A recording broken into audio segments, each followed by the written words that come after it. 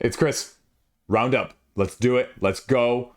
It's going to be a good week. Now, disclaimer though, next week there will be no roundup. I might put out a YouTube short or two. I have a couple videos in stock that I'm going to put out as well that are already done or going to be edited, but your boy's going on vacation. So take that for what you will. But that means the week after though, it's going to be a heck of a week because we're going to run through it all. So that's all we got. Also, after I get back, we'll talk about what's coming up in August. Got some good feelings about August, folks. Let's go. Let's do this. What's new? So yeah, Shadows of Brimstone, Lost Tombs, Hell Train launched last week at the very end of the week, but I didn't cover it, so we have to cover it this week. I also covered it earlier in the week with the you shouldn't back anything on crowdfunding video right now. Well, I think you guys like that, so definitely be more of that. I like doing more in one, not just this one blurb. You can do that with the one big games, but anyway. So what are you getting with this one? Well, the problem is on this page, just like I talked about in some of the other pages, they don't tell you actually how to play this game. They don't tell you, what mechanically is different. They don't give you rule books for the Lost Tombs or the Hell Train. Now, granted, I love the thematic of both of these more so than the original base games. Now, if you prefer the Japanese, Eastern Asian style of things, you can get one of their previous Kickstarter crowdfunder games, but they're all compatible. They're all, mix and match style of things. This is your Indiana Jones, and this is your Hell Train where, it's a train run away with mystical beings and things trying to fight you and fight off and acquire magical artifacts. The whole gist of Shadows over Brimstone in a nutshell. Campaign style, beer and pretzels-ish, I hate that term actually, but just lighter style game with a dungeon crawl feel with a little bit of RPG thrown in there. I love the look of this one right now actually, but if you're looking at it, you also need to know $120 each, and you're going to have to get both of them if you actually want to get the stretch goals for both of them, because they've split out the stretch goals depending on what pledge level you're getting, one, the other, or both. Now, both also gets you some of the exclusive add-ons here and the other additional add-ons in general, so that's why it's not just $240. Now, it would be nice if they gave you a little bit of a discount, and I think it probably is, because I think the add-ons are actually more than $50 total, so you're saving a little, but as always, don't buy more to save more. You're still saving less overall. They've got some okay miniatures there. The question is, like all of the other big box campaign games we've done, which campaign game is right for you? And if you're a newcomer looking at this one right now, you see the little exclusivity here because there's a little bit of that. You don't get any sense of how this game actually plays mechanically speaking on the page whatsoever. None. And yeah, you get some of the add-ons here. Again, all compatible, a little bit of exclusivity with some of the pledge levels, but not as much in the add-ons. So, but that's it on the page. There's no rule book. There's no, why is this one better? How is this one different? What are the new mechanics? So I have a hard time throwing more money at this unless you're like a Shadows of Brimstone junkie at this point. Because if you're a new person looking at this cool aesthetic that just popped on crowdfunding and you're just new to crowdfunding and you look at this page, you have no clue what's going on, which is why there's a discrepancy between the number of backers and the total funding. And what I mean by that is not that they don't add up, folks, but I'm saying if you were getting a lot more new people, I'd expect a lot more backers. And this funding with this pledge level means the higher average pledge level is more. And that just means you're probably getting people that are completionists, collectionists, or that are absolutely in love with this game, which is fine. But what you really want sometimes too, I feel like, at least maybe I'm speaking crazy pills here in the beginning of the video, is you want to get new people into your game and your system. And this page doesn't really do that if you're one of those people. Avant card. This is the sleeper pick of the week. I'll tell you right now, I almost switched the two spots and almost did this one first. $20 if you want the base game, $29 if you want the combination with the little 6-card mini expansion, which again, mixed feelings about, right? We talked about it with Stonespire Architects. $7 for a 7-card expansion, which really turns into about $2 per card by the time the shipping gets factored in.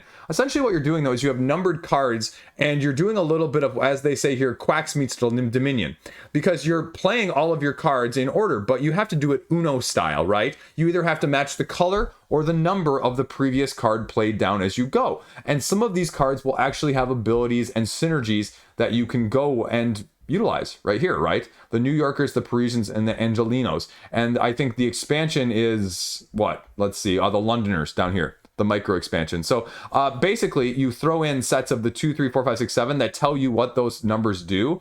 And then you can also mix and match them. So you could take the 2 and 3 from the New Yorkers, the 3 and 4 from the Parisians.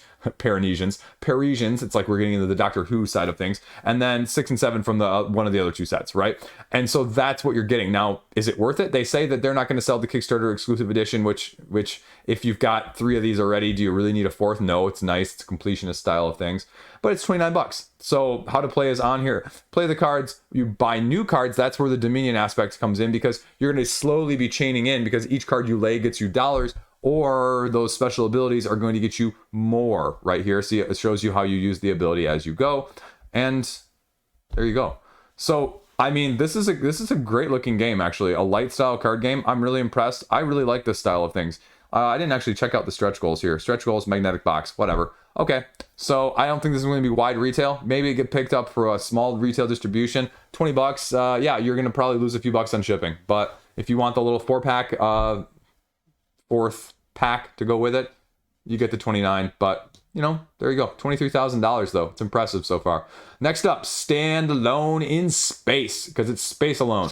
And this is by the designer of Island Alone. And it's got a couple other, the Meow we'll talk about, and you'll see a picture of it here in a second. The sort of cat burglar Meow RPG style game. And this is a roll and write in the same style with dice. But this is a little bit heavier. Now, again, I don't like the fact that there's hardly information on the page, but it's also a roll and write. So I give a little bit more leeway that way, as opposed to a 40-page miniature rule book. So take that for what you will. But yeah, here it is, Roll and Meow.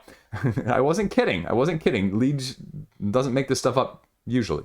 But you have 3 or 4 different boards that you're going to be managing. I think 4 on the video that I actually had to watch from Sir Thanos, because there's not as much information like I mentioned on the page. You're going across in these campaign-style, scenario-driven situations, and this is your planet board right here, and you actually have a spaceship port on this hex-based grid, and you're going to be going and using the dice to upgrade, to gather resources, to upgrade your personal ship, to do abilities on the ship, but you can only go on the ship when you're actually on the space on the shipboard. And so you're going to be going back and forth. It gives me more of a Three Sisters, maybe more even of their other one. What's the other one? Motor City. I had to look and see what it was over in my shelf. But that's really what it gives me more vibes of, now only in space. So if you're looking for something slightly heavier, I don't think it's maybe as heavy. I didn't watch through the whole video review that's on here from Sir Thekos, because that's really it. You really have to watch the video to get any actual information on how to play, because they talk you through it here. The map, the scenario you're going to be choosing, rolling your 4 dice, what you can kind of do in terms of the resources and the technologies and the crafting and the ship's rooms that I mentioned. And it's going to give you certain objectives, like maybe this room is broken, or the ship's engines are broken, or you only have so many resources, or you only have so many turns. So it gives you a lot of ability to kind of custom mix and match there. And it's print and play. So €5, €8 for it all. And if you want everything that he's put out previously, like €17.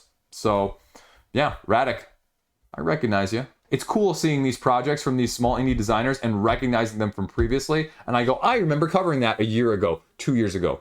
So there you go.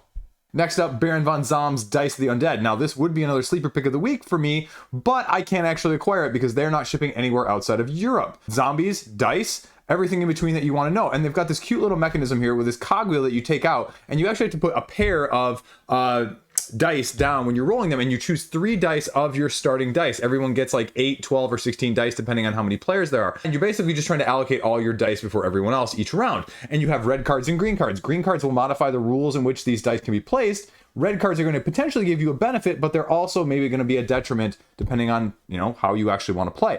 So what you're doing essentially is that you're rolling these dice, any combination of the 3 colors that you want, and you roll them up to 3 times Yahtzee style. If you get them, you can play them down into this center cogwheel, and then you can play dice around them. For example, then you see maybe a dice that gets paired here, and then you can slowly play dice of either a similar color or number next to them, depending on what is laid down here as well, because these colors underneath actually have to match, right? Like purple here is a combination of red and blue. Blue, blue, yellow and blue makes green. You get the combination situation.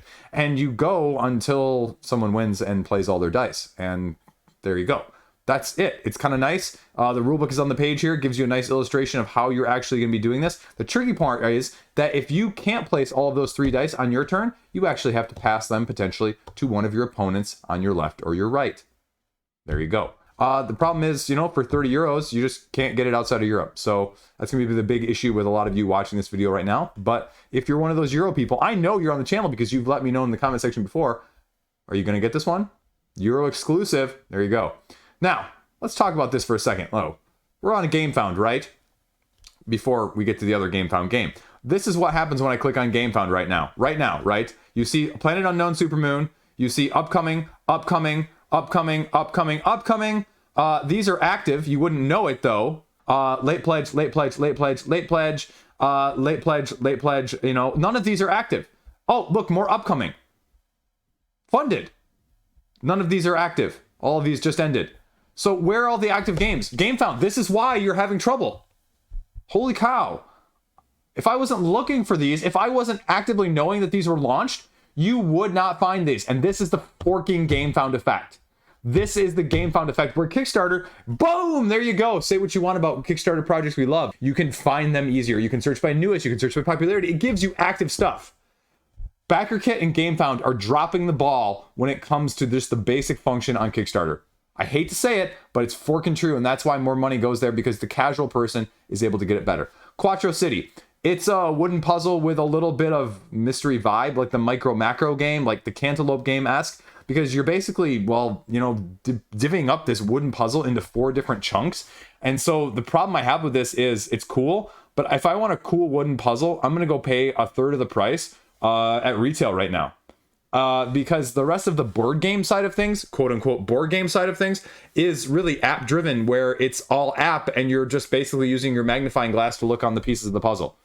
If that's cool to you, if you just want a cool puzzle, I say go look elsewhere. I mean, it seems cool, but it's super, super expensive for what it is because of the app integration, the little side quests where, again, you're going to be like trying to find people on the map, sort of Where's Waldo style too. But I mean, look at this, right? Like one part is $70. All of it's $150, folks. It's a lot of money for a puzzle. It's a lot of money for a puzzle. Puzzle junkie. That's what you have to be. Again, nothing wrong with that if you are, but you're going to retail this for $100. What retail is this going to go for? So that's it, though. That's it. You just put the puzzle together and you do the app. So it's got $12,000. I had this one on my, you know, thinking about list before it launched because my family, my wife's family, is super into puzzles, like super into hard puzzles. When we're going on vacation, they always bring 1 or 2 of these super big, super hard puzzles, and they try and do it throughout the week. You know? But $70 for this? No thanks, gotta pass. But take it for what we will. Check it out if you want. Next up, Killer Bunnies. Completely new standalone Killer Bunnies game. Again, not enough information on the page. Again, Killer Bunnies, exclusive, exclusive, exclusive. And so you're getting people that are junkies for this sort of thing that are going in for it. Again, $22,000 for 200 people. That's because the all-in pledge level, if you look down here, is $120.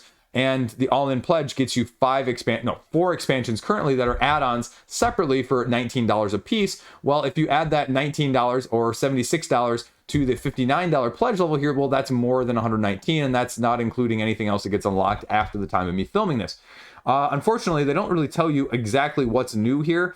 They give you more references, they say. That's what's new. More, you know, wink, wink, nod, nod to pop culture. Here's all the booster stuff that I mentioned previously, but this is going to be more card driven, where you're not only trying to take each other out, you're trying to gradually get your bunnies through space to Jupiter, and you're collecting carrot cards along the way, because this game is not decided by who does the best job, it's who gets luckiest with the carrot in the first place, because there's just going to be one magic carrot at the end that determines the sole victor, and if you happen to own it, you win. If you don't, well, you lose. But if you collect 90% of them and it's not in that 90%, you still lose, even though you did a better job theoretically in the game.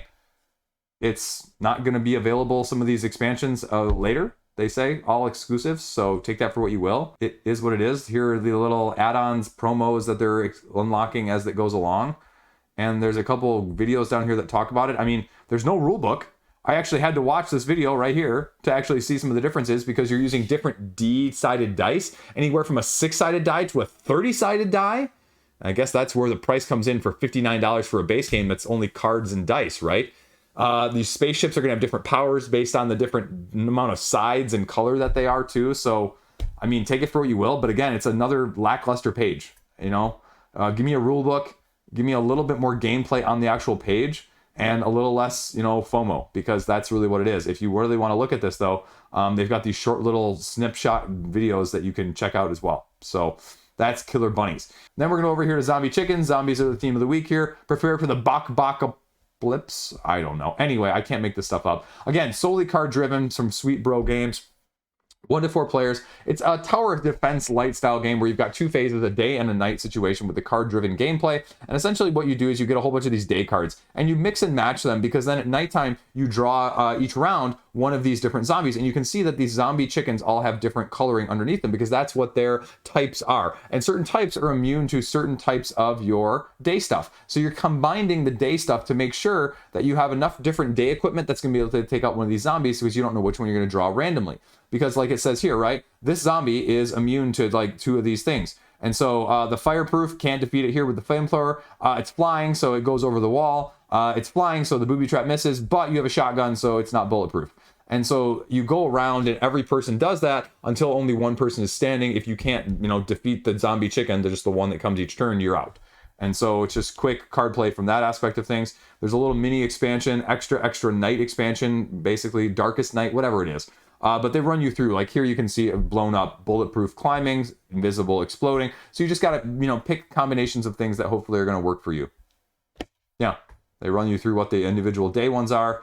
And here's the Dark Knight mini expansion that I mentioned of 12 extra cards, including defense, zombies, and events that go along with it. If you want stickers, you can buy it at the higher pledge level of $30 here. But $20 will get you just the base game. So really, it's 10 extra bucks for stickers and mini expansion. Man, I don't need stickers. I have kids, but I don't need stickers. Come on. And I guess if you want some of their other games, you can get more for $77. That's it.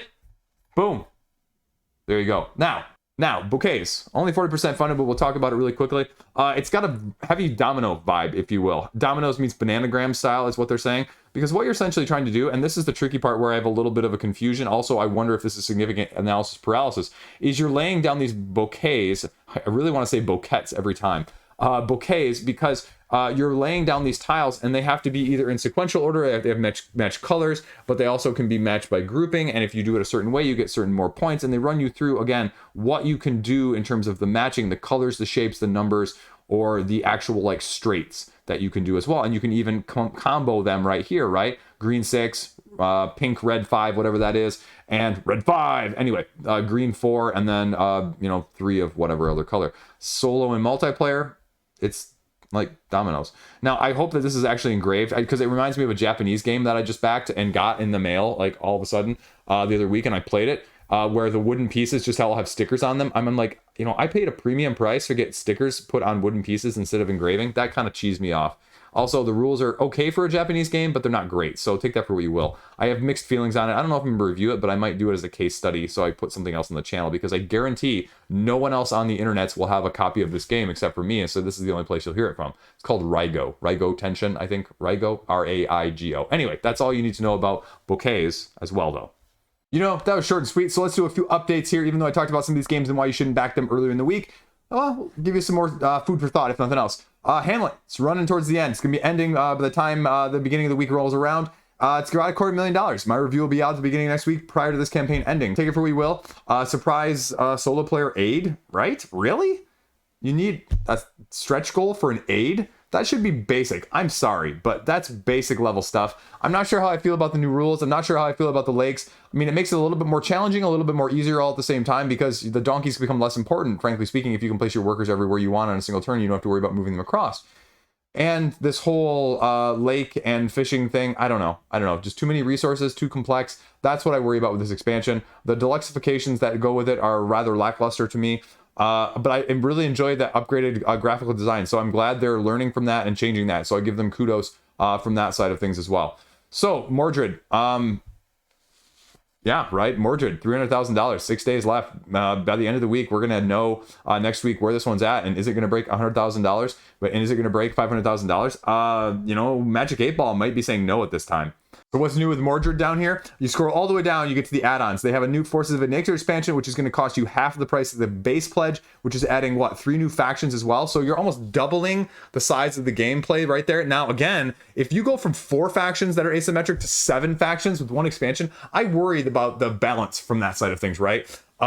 It's just, that's also a lot of money. Now, they put this one out as completely Kickstarter exclusive. So they're not even saying it's going to be a partially exclusive, like 1 or 2 figures, Marvel United, cough, cough, cough. but they're going full on FOMO here. Warbands, these are mercenaries that you can hire alongside of things. And in case that's not tempting enough for you, you can get a forking art book.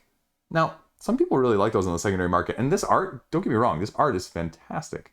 But what I'd like to see more is more gameplay. What I'd like to see is a demo copy sent out to some other big name reviewer so you can see some actual gameplay besides the Dice Towers playthroughs. And nothing wrong with that, and because it actually says gameplay, right? Like not one of the other video sections or campaign pages that says videos, right? At least they're doing the plural right there. Articles, again, I don't want to see articles. I want to know more flow. I want to see more action. I want to see more opinion. And we're seeing less and less of it if you've noticed the trend this week on all of these pages. And they kind of run you through the campaign review, I guess, if you want to check that out later. No, I don't want campaign review. I want more forking info, period. So, again, I want to love this, but I don't see any reason to. I'm gladly going to FOMO out on this one. Miss out. Gladly right now. Will I pick it up in the secondary market? Sure, I might. We'll see. Right now, though, pass. Cyclades. Legendary. It's got 18 more days, folks. $750,000. Say what you will. Bloat, no bloat. People are liking what they're putting out. But as I said earlier in the week, I'm team retail. Haha, just kidding. Team meeple. Team wooden meeple. I don't need the miniatures because that's really the only reason that you're going to buy it right now, because the gameplay is really not content exclusive. People are making comments like, is this going to be comparable to the newer Kemet version as well? You know, where they were kind of better, but I think mixed opinions overall still on whether or not you need a new version of this. I mean, sort of like a la Castles of Burgundy, if you will. That's, you know, meeting, you know, relatively good reception, but also people being very honest with it. You know, if Castles of Burgundy isn't your best favorite game ever, do you really need the new edition? No, you go buy the 20th anniversary edition or whatever it was, right? For like $30 on the secondary market, and you play that until the cards start, you know, showing wear. Because you don't need to pay $130 for something that you're not going to love, right? So there you go. I mean, it's killing it, don't get me wrong, but if you're not going to go in for the gold coins or some of the alternate sculpts, right? Like, this is not exclusive, folks. You're going to get the gameplay in with the retail version here. And the retail version even is $60, $67. So I'll pick it up for $50 with all the stuff at retail with free shipping later. So there you go. Nestlings, this one's going to end tomorrow as well, too. Again, I said, why isn't this one higher funding? And it's really gotten a push. They did a little giveaway over on Reddit where about, like, you know, 1,000 people that have never commented on Reddit posted on Reddit. Like, I've never seen more threads on Reddit have less comments than on the board game sub. Routinely, things get downvoted. Routinely, things are zero. Routinely, things have very little comments unless it's something controversial. You know, easily double digits. Rare is the one that's not from like NPI or Shut Up and Sit Down that gets triple digits. And then you had like 3,000 people comment on this one. So apparently people wanted this game, but they just don't want to pay for it. That's what I'm learning. But that was my question, is why is this one not funding as a biome-driven dice worker placement style game with a not really a rondel, but different biomes that you're slowly collecting these dice into to get your resources and your various objectives met? Because the price point here is a huge discrepancy. $39 for standard edition, and the deluxeified version over doubles that at $80, which is going to be closer to $100 for a deluxe version of this by the time you get it shipped to you. And the super deluxe version, again, is going to be $120 or $30 by the time you get it. So that's a big difference. That's 3 times the price point compared to retail. And that's if you think that this retail edition is actually going to be what it's at retail, which it won't be. So you're paying more like 5 times the retail edition to get a deluxeified version. And that is a huge cost creep as a whole. So looks beautiful, though. Don't get me wrong. Looks beautiful. But is it for you, though? That's the question. Cartographers from the designer, Thunderworks, Stonespire Architects. Again, $100,000. I'm impressed for a light style dungeon build boss monster-esque game, only with better drafting and better gameplay overall. I'm really enticed by it, but it's going to be a hard push if you're going to get it at crowdfunding, because you're going to pay essentially $2 per card for getting the promo pack, which is 7 cards right here. And I'd say it's only $7. You're getting it included, right? For the additional, again, plushie, $36 there. And this one for $40. Is it going to be worth it? And it's probably a push. Thunderworks makes it close to the vest in terms of whether or not you back it at retail or not. So you're not really saving or losing more than, $3 to $5 either way with one of these smaller games. One of the bigger ones, maybe 10. So otherwise, it looks like one of the most solid games all of month of July in terms of gameplay content, and it's probably one of my higher ones on the wish list in terms of picking up at a later time. So Sword and Sorcery, again, I think there's saturation. I think this shows $200,000. Again, very similar to Shadows of Brimstone. Not a whole lot of information on the campaign page about what makes this different. Why should you back this one? What does the actual, original do in terms of the other comparisons out there previously? Otherwise, you just get a whole bunch of miniature pictures. Again, there's nothing wrong with that, but what's the incentive to get it now? Unless you're a junkie, if you haven't played this game, you go buy the retail copy now and you pledge this later, if you will. They're only doing some social stretch goals here, so STL files. So yeah, so still not a lot of huge incentive to get it on crowdfunding from that side of things. But if you're one of those people, again, are you saturated? Are you looking for more or not? Looks cool. Aesthetic though, don't be fooled by just aesthetic. Don't be me. Shards of Infinity, again, $100,000, almost the same place as Stonespire Architects at this point. Again, I kind of go both ways in this. If you missed the video from earlier in the week, I said, hey, this seems like a great entry point, but it's also sort of not great for people who have bought it previously because it's sort of standalone that's duplicating some of the stuff they already have while giving a little bit of new stuff with a little bit of FOMO on that side of things. I think the price point is okay for crowdfunding, but I just wonder if it's going to be a little better at retail as well. $59. That's sort of the middling. If you had said, like $49, I'd probably be heavily leaning towards it. $59 sort of in the middle. Anything higher, I probably would have been passed because you have to think about what the shipping is going to cost on top of this. I think it looks like a solid game. I just worry also about deck builders that go head to head. Deck builders that are multiplayer head to head. Not that they can't be head to head because a lot are, but the 3 or 4 player multiplayer deck builders don't always work as well. They turn up into Gang and Leader or King of the Hill. And so now they offer a solo and a cooperative, but is it for you? I think the aesthetic's cool. It's on my wish list now. I was never, hugely on my radar before, but do you need it? Well, I mean, you can go over here and check the updates. I mean, they're unlocking some stretch goals here in terms of single edition cards. So take that for what you will. Could easily see people going either way on it though from that aspect. Ovation, again, also ending right now, ending by the time you guys are viewing this shortly after. It's got some good comments. It's got some good reviews, sort of like Nestlings, just completely under the radar. But you can see this one has almost 1,000 people at $33,000 backing, which means that it's really a lower price point from the overall gameplay side of things. Yeah, I mean, you're looking $30 for a retailer level and the higher pledge level, for $45 as well. So $45. Which is just kind of cool. You've got engine building, you got resource management, and how many Mozart classical music thematic incorporations do you have as a whole? I actually recognize a lot of this, and I will recognize actually the names of a lot of the classical music that gets played nowadays because I went to a liberal arts college and I had to take a music class. Didn't have to, but it was one of the things we should. So I don't know. I don't know what else to say. This is definitely an indie game. This is definitely a small publisher from New Zealand. So this one, again, not going to be wide retail. And if you're interested in it, you should probably give it a look-see. DC deck building, Justice League Dark. Again, we're seeing Cryptozoic hit it out of the park with this one. This one's going to be probably closer to $750,000 by the time it ends rather than $500,000. They're slowly unlocking some stretch goals and promos to go along with it. They've got some exclusive card play just like they did previously. And they've got sort of the 3-in-1 going with the different products, the one-on-one game, the new standalone Dark, and then some of the incorporations of other expansions that can go along with it here with the crossover Crisis, as well as the old school Legion of Doom. Do you need it? I don't know. Is it having power creep? Yeah, absolutely. Is it going to creep out some of your old stuff if you have some of the old stuff? That'd be my biggest concern, sort of like Shards of Infinity.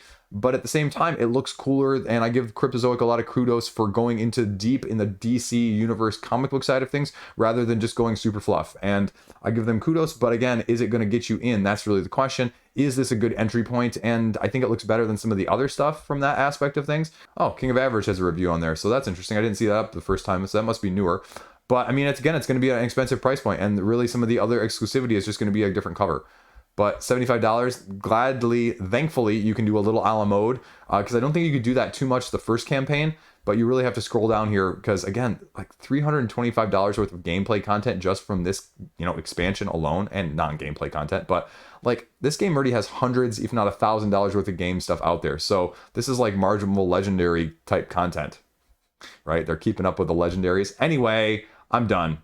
Stretch goal, stretch goal, stretch goal. Now you can see here that some of this is exclusive, right? And that's exactly what they did last time to get the FOMO, and that's why you're seeing the pledge total being a lot higher than some of the other campaigns, but they're not doing it too much either. Well, actually they are, almost all of these cards. Anyway, take that for what you will. I don't know. People like FOMO in some of it, they don't like it in others, but Cryptozoic's doing it, so take it for what you will. Okay, that's it. That's the roundup. A little bit of new, a little bit of updates, a little bit of everything, a little bit of rant, rave, and ramble there in the end as well. So that's what I got going on. As you may have missed at the beginning, if you didn't watch the beginning of the video, I'm on vacation next week, so there will be no roundup video. I'll do something short and, sarcastic in terms of the shorts, actually, though. Short in terms of the shorts. You know what you're getting from me. It's wordplay, and I'm not good at it sometimes. I'll do like a YouTube short video commenting something snarky about crowdfunding. How about that, right? Will you tune in for that? Because I'll put a couple of those out maybe. Again, like I got a couple reviews stacked up in the queue. I got a couple topical videos, just a little bit of stuff. I'm trying not to put out like 6 or 7 videos a week anymore. That's not sustainable, folks. I'm doing 3 or 4. That's great. And, you know, I'm not sure what tomorrow's going to look like, if I'm going to have an upcoming. I think I will. But really, the week following may be a little combination of the best of August as well. So we'll see what I can get done before I leave. And the real test is going to be how many games I'm actually going to bring with me. Like 2 suitcases full of games. My wife is going to kill me. And I want to bring stuff I want to play, but like it's also harder overlap with stuff I want to play and stuff I'm going to be able to get other people to play. Like I have plenty of stuff like The Wandering Towers, King of Tokyo Dark, that style of things that I know people will play. But I think I'm going to bring like Race to the Raft and Wiz War and a few things like that, like Catacombs that are a little bit more. I'd like to bring Gosu X as well. Like I love that game now. Review will be coming out shortly, but if you missed the mini stuff from last week, that's going to be a top 10 game of the year for me. But just other stuff like... I don't know, power plants maybe. I'm looking back at my cabinet over here. Quacks was a hit last year. Like I said, The Wandering Towers was a huge hit. I'd love to bring Bullet, but my wife hates it, and I think she'd kill me if I brought that one.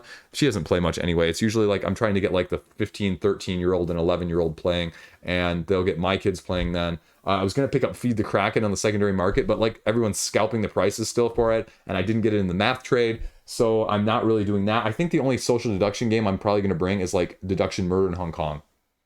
Because I have Secret Hitler, which was print and play rethemed as a Secret Voldemort, but I can see that being a hit or miss too. So although the kids are super into Harry Potter right now, they're all of that age where they're super into that. So, and I have a big surprise for them as well. They don't know about this whatsoever. I did a ton of YouTube research and I looked up cheap projectors. And so there's no like big screen TV there. There's no TV hardly at all. So what I did is I bought a super cheap projector, a good one. I did my research, folks. I did a ton of research.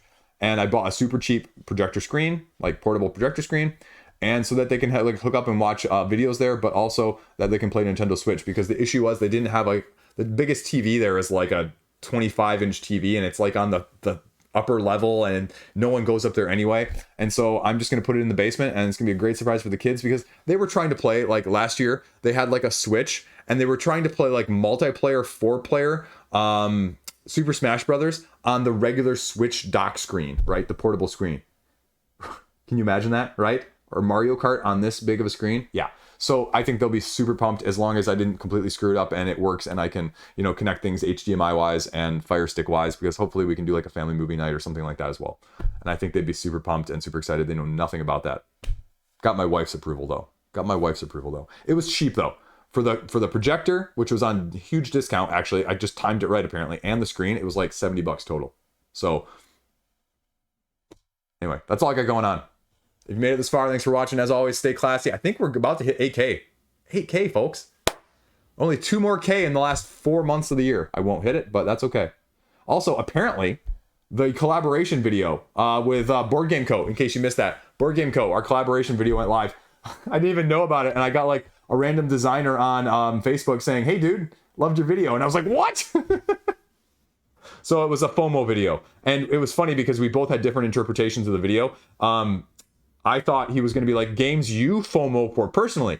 His thought was games FOMO in general of the hobby. So whoosh, made a fool of myself that way, but it was still a fun video. So check that out if you want. And I know a few of you probably came over from there, but not many, but that's okay. Love you guys. Peace out. Stay classy. Have a great freaking weekend. I'm working every day between now and when I leave, though, including the day I leave. So I still have a ton of work to do. It happens.